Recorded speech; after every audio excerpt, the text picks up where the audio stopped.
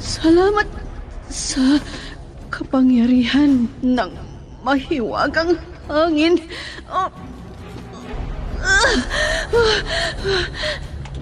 Nandito na ako sa kuweba.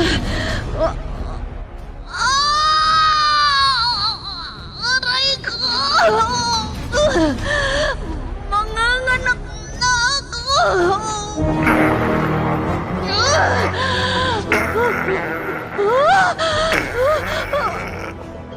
Bayawak!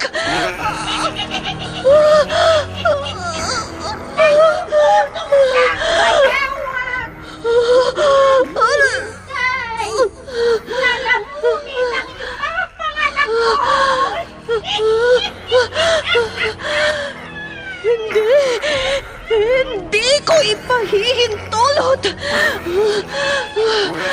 Bathala ng hangin! Iligtas mo ang lahi mo!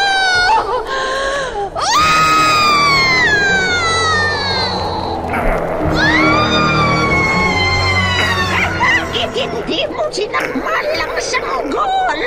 Ikaw, bayawak! Immortal. Kasaysayan ng isang dayuhan na hindi mapagtanto ang pinanggalingan. Punong-puno ng pakipagsapalaran ang kanyang buhay mortal sa likuran nang hindi niya alam ang kanyang pagkakakilanlan. Ano ang kanyang pakay sa mundo ng tao? Immortal! Naiibang nobela na inyong mapapakinggan sa oras na ito mula Lunes hanggang Sabado. Nobela at sa panulat ni Leti Astudillo Aquino at sa direksyon ni Lubimin Aquino Sr. Mula sa Lovelet Artist and Talent Center Drama Productions, handog sa inyo ng #1 and most trusted radio network in the country, Bombo Radio Philippines. Basta Radio Bombo! Immortal!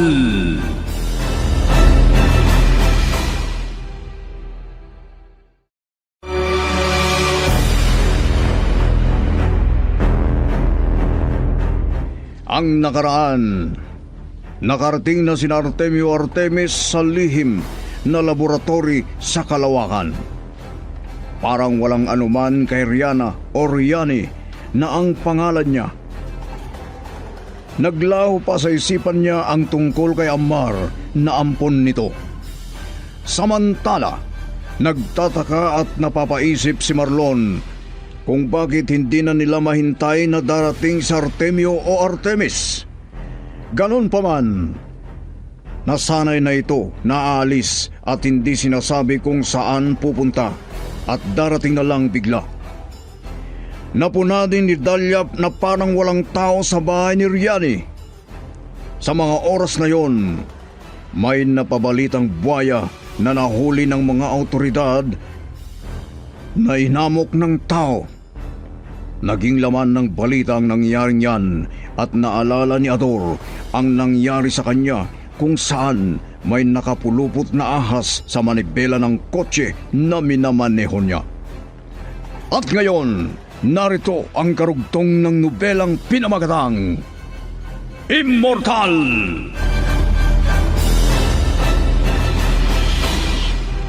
Nakabalik na ako dito sa bahay ni Sir Gadon. Pero may nervyos pa ako dahil sa mga ahas na pumulupot sa manibela ng kotse. Ang kinatatakot ko lang, baka namahay na sa kotse ang mga ahas na yun.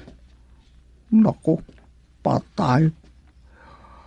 Ang mahirap kasi, tinatawanan lang ako ni Sir Gadon. Hindi naniniwala sa nangyari sa akin. Baka daw lasing ako at nakatulog. Pero Diyos, Tapos, nanaginip lang ako. Pero hindi. Talagang nangyari yun.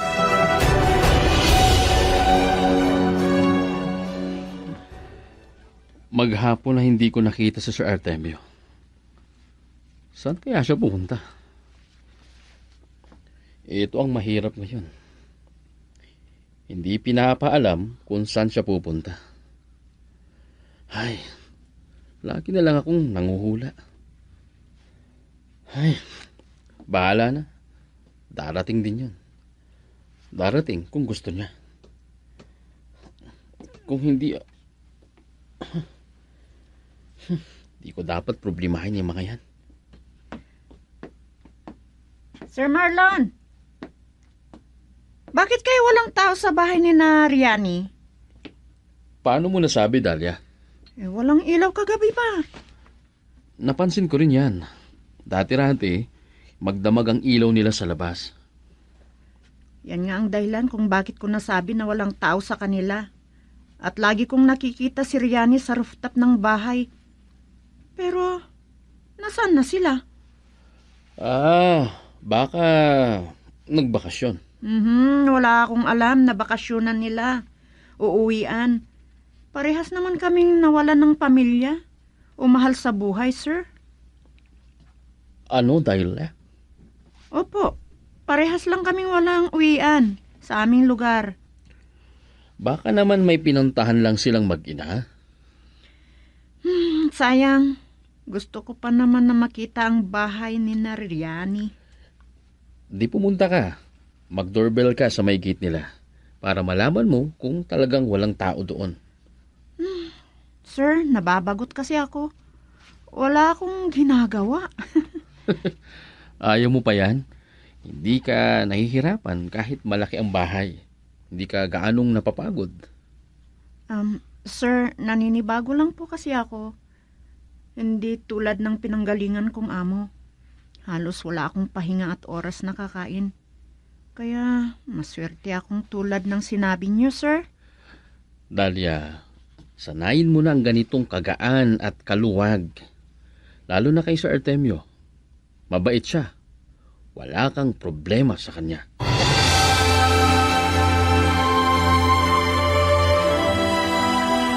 Anong sinabi mo, Ador? Madam, hindi namin nadatnan si Riani sa bahay nila. Walang tao. Baka naman lumabas lang sila. O di kaya may pinuntahan. Nakausap namin ang katulong sa kapitbahay nila at wala daw yatang tao, madam. Baka nagbakasyon sila ng anak niya. Saan naman sila magbabakasyon? Wala nang pamilya si Riani. Wala na siyang pamilya na naiwan dahil sa unos na nangyari noon sa Tacloban. Gaya din ni Masa. Oo. Naikwento rin sa akin ni Masa ang nangyari sa pamilya niya. Di bale, sabi naman ni Gadon, wala naman daw kailangan kay Riani. Di gaya noon na marami siyang gustong malaman kay Mr. Artemio na kapitbahay niya.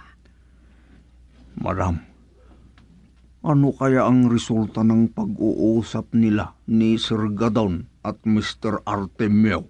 Ay, anong malay ko doon? Hindi sana kung ano-ano ang tinatanong mo sa akin, Ador. Pasensya na po, madam. Oo, ano? Kung ano-ano ang tinatanong ko. Pasensya na po.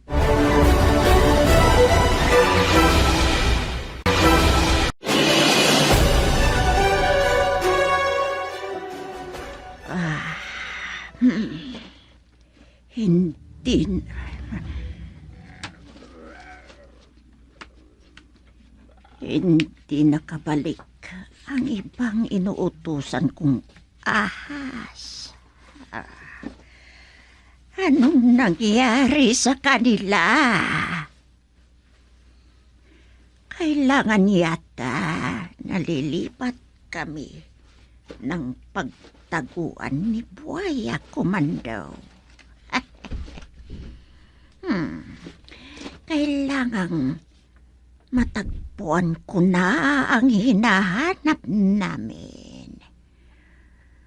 Kailangang matagpuan namin ni Buhaya Komando bago makasira. Ayon sa manghuhula dito sa mundo ng tao ang kinaroroonan niya. Hindi nakasali sa mga pinagpapatay na sanggol dahil sa pagkuha ng Diyos ang nilalang na hindi nakilala.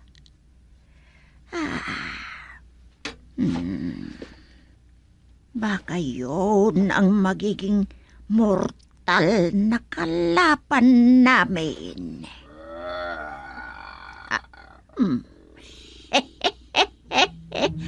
Anong problema mo, Buhaya Komando?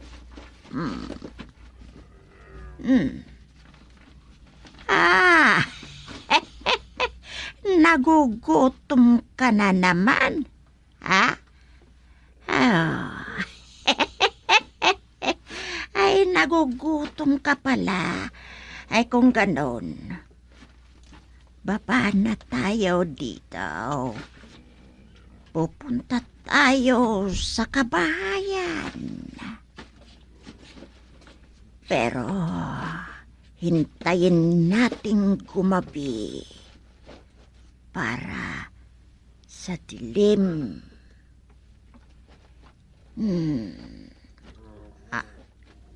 Nakaw, gusto mo na. Ay,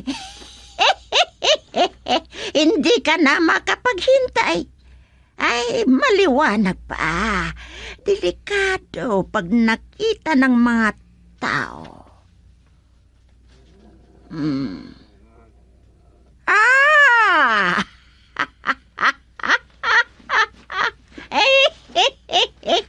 Nakaw, talagang gutom ka na.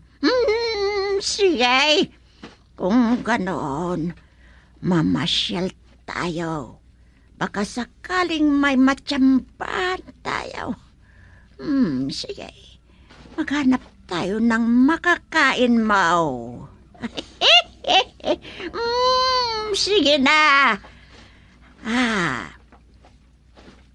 Alam ko na. Maintindihan kita. Talagang gutom ka na. Sige. Halika. Halika na, Buhaya Komando.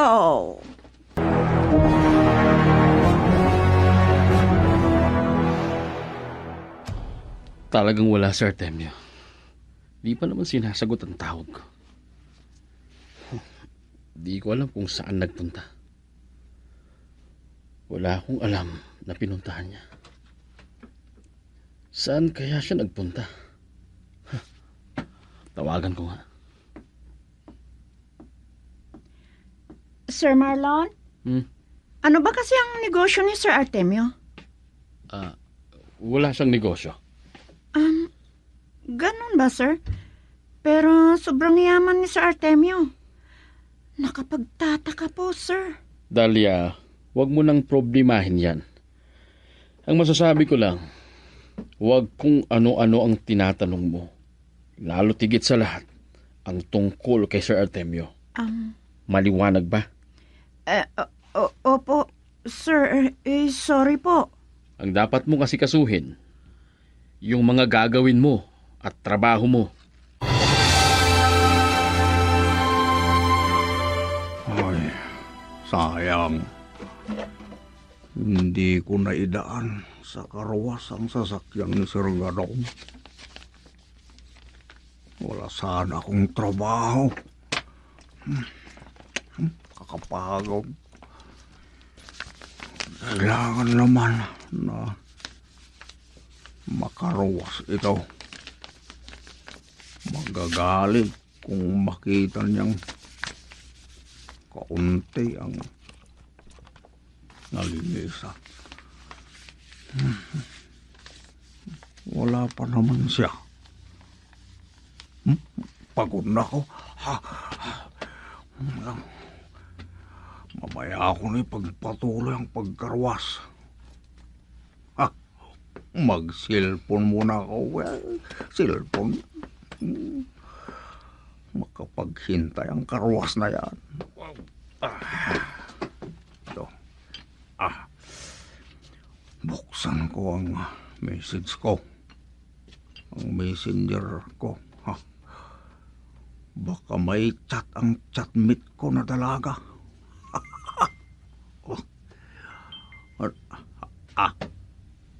Ano itong naipos? Buhaya. Nako. Uy, ang daming nakapulupot na ahas sa kanyang likuran. Ito na naman ako. Nako. Ito na naman. Maalala ko tuloy ang mga ahas na pumulupot sa manibela ng kutse ni Sergano. Ang dami. Ay, buti na lang. Hindi nila ako tinuklaw. Mabait din sila. Ganito. Ang kulay o klase ng ahas ng mga yun gaya din ng mga ito na naipos. Anong sinasabi ng post na ito? Basahin ko nga ang kapsyon.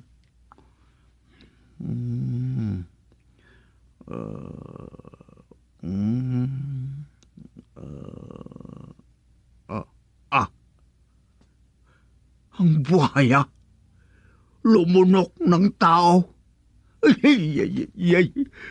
Ayan. Nakakulong na pala ang naturang buhaya. Nahuli nila. Dinala sa istasyon ng pulisya. Ador, Ano ba to? Madam. anong ginagawa mo? Madam. Pinapanood ko ang mga nakapost sa mga ito sa Facebook na buhaya. Tingnan niyo, mama. Well, lumunok daw ng tao. Ano? Diyos ko po. Ilayo mo ako. Ayaw po, madam. Tignan niyo ang itsura. At tignan ninyo. Ang dami pang ahas na nasa likuran niya. Hindi lang basta ahas, madam.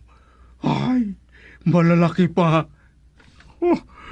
Pero nakakulong na daw ang mga bayan na yan, madam. Tingnan ko nga. Yan. Yan. Yan, madam. Naku, Diyos ko. Kayang-kayang lunukin ng isang tao ang laki ng buhaya na yan, madam.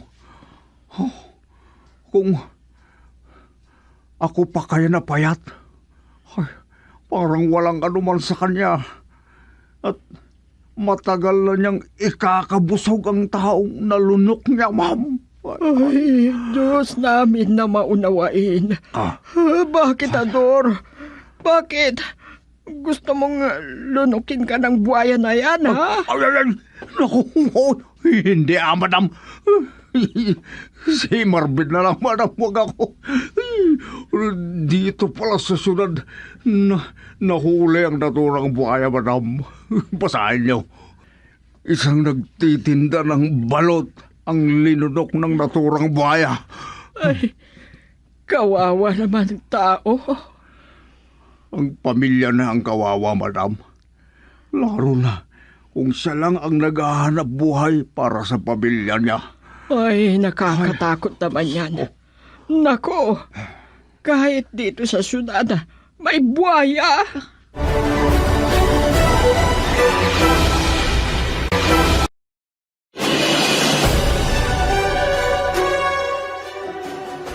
Nako, ayon sa balita, malapit lang dito sa atin ang lugar na pinaghulian ng buhaya. Naku, may buhaya sa syudad, sir. Meron. Yung nahuli nila. Nakakapagtaka. Hindi lang buhaya, may mga ahas pa. Ganon? Oo, Dahlia. Mismo sa pinagkulungan nila ng buhaya. Nako, baka naman yung nakita ko sa cellphone ko ang sinasabi niyo, sir. Maaari. Balitang-balita ang nasabing buhaya. Mantakin mo, lumunok ng isang tao.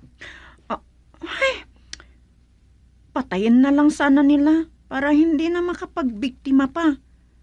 Makapatay na naman ng tao. Kawawa naman ng nabiktima niya. Hindi daw nila papatayin. Baka ilalagay daw sa lugar kung saan may kapwa siyang hayop mula sa gubat. Ang swerte naman nun, kahit pumatay ng tao, hindi mapaparusahan. Talagang ganyan, Dahlia. Lumunok na nga ng tao, pumatay ng tao, bubuhayin pa. Hindi naman kagaya ng tao para maparusahan. At hindi matawag na kriminal. Oo nga Pero, nako, nakakatakot naman yan. Buhaya, gumagala sa syudad. Walang pinipili ang mga hayop sa gubat. Napuntahan, lalo na kung nagugutom sila. Naku naman. O kaya, may nag-aalaga naman sa kanya at nakawala. Ganon ba, sir? Maaring ganon nga, pero... Maaring ganun, pero hindi naman mapaparusahan kung sakali. Bakit po, sir? May nag-aalaga din ba ng buhaya? Meron, pero hindi basta-bastang tao. Napapaintulutan lang mag-alaga ng mga mababangis na hayop. Nakakatakot naman yan. Parang ayaw ko nang lalabas pag ganyan. Nung araw na yon, nagtataka nga ako at sobrang takot ko kasi hinabol din ako ng ahas. Oo nga. Ano ba yan? Meron palang ganyan, sir? Posible ang sinabi ko. Maaring mayaman o mataas na tao ang may alaga noon. Kaya lang, napabayaan, nakawala sa kanyang kulungan. Hindi lang yan. Pwede pang may kasama o asawa ang buhayang yun na nandito lang sa syudad.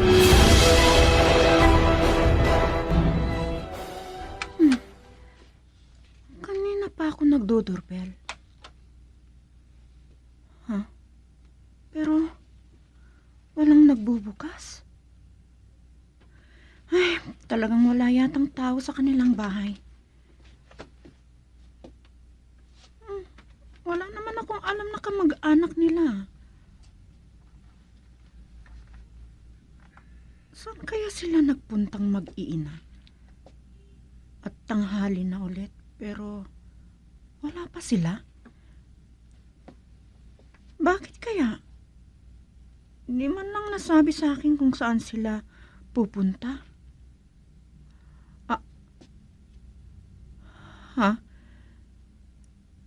Dito naman yata ang pupuntahan ng humintong sasakyan na yan. Naku. Dalawang bata at isang matanda. Teka. Sa bahay yata ni Riani sila pupunta.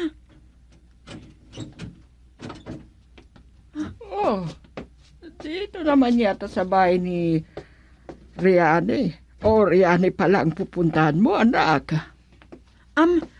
Opo, ma'am. Pero wala naman sila. Ilang araw nang hindi ko sila nakikita o walang tao dyan. Kaya hindi ko nakita ang mag-ina. Ano? Kung ganon, wala si Riani at ang kanyang anak. Opo, ma'am. Kaibigan ko po si Riani. Ganon ba? Kaya pumunta ako rito. Kanina pa nga ako nagdodoorbell pero walang nagbubukas ng gate. At wala akong makitang lalabas sa bahay nila. Oh, kaibigan mo ba si Riani? Ha? Opo. Ako po. Ako po yung katulong dyan sa bahay nila, Mr. Artemio. Oh, ikaw palang sinasabi ni Masa na bagong katulong nila. Opo, madam. Madam, sinabi kinamasa na huwag na silang bababa. Wala naman yata sila riyan eh. Talagang wala sila, Ador. Kaya punta na lang tayo sa Children's Park para hindi na naman magmaktol si Aris. Opo, madam. Sige anak, iwanan ka na namin dito. Opo, madam. Sige, Bates. Saan kaya nagpunta si Nariani at ang kanyang anak?